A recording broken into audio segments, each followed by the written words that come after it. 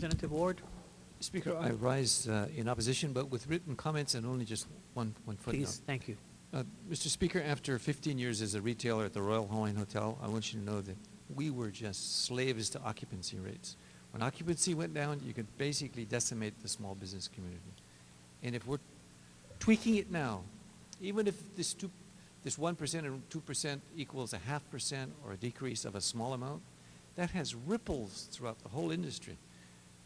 Mr. Speaker, I hope between now and the conference committee, we listen to the experts, we listen to those in the industry, we listen to the Doc Kellys, we listen to all those who've been through this, the Tati Buets, etc. And by listening, we let them, not the political objectives, but those who are the professionals. This is the keepers of the crown jewel of our economy. This is very serious business. And doing this without full consultation with them or against their consultation should be seriously taken into consideration. Thank you very much. Thank Any you. further discussion? If not, Representative Suki. Yes, Mr. Speaker, I wish to. Representative Pine. Yes, in opposition, Mr. Speaker. Thank you. So we are dealing with a $2 billion budget deficit. And what we have here is a difference in philosophies, and that's fine. Maybe I can resurrect someone that was very important in America and that we can all feel fond of, and that's Thomas Jefferson.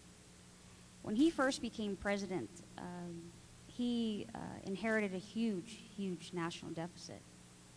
And his goal was not only to reduce the deficit, but actually increase the income of the national budget by reducing taxes. He hated taxes. He believed that it was big government coming into people's lives and that government would waste his own money.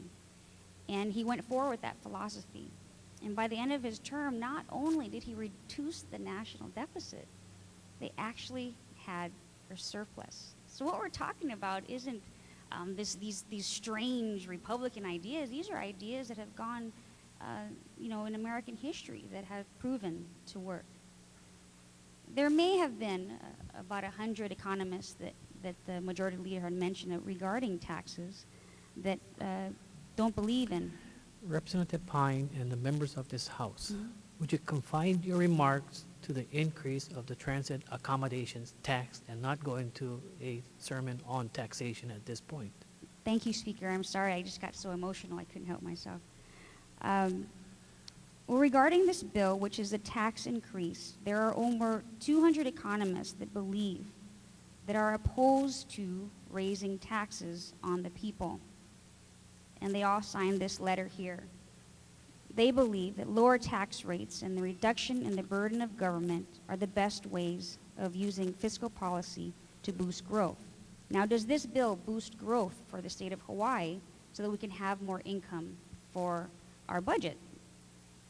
Well, I believe it doesn't. This increases the transient accommodation tax, and this is bad for our #1 business in the state of Hawaii. It basically increases the tax and kills the goose that lays the golden egg for Hawaii. Last May, Hawaii tops AAA's list of most expensive vacations. That's not a great achievement to be well known for. Since then, HVCB has been waging a media campaign to tout Hawaii as a value destination, driving home the point that a Hawaii vacation in 2008 cost substantially less than it did in 2007. Since October, national media outlets and travel agencies have been touting Hawaii as one of the best vacation deals available. Just this last week, we're in national business magazines where it talked about Hawaii is actually going to make their vacations more expensive by increasing this tax. Raising the TAT is simply going to undo all the hard work that the HVCB put into trying to get more tourists here by making a Hawaii vacation more expensive. And don't think people won't see this as a tax increase.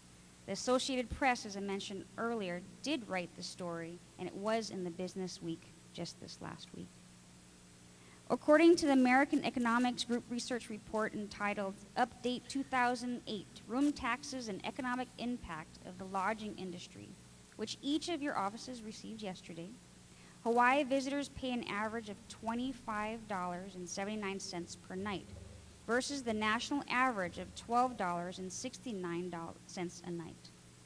Our total tax on visitors is 11.42%, and add an additional 0.5% for visitors to Honolulu County.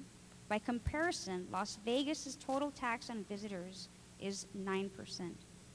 Generally speaking, destinations with higher tax rates, such as New York or Washington, D.C., are business destinations where an employer often picks up the tab. All this bill will do to make us less attractive destination.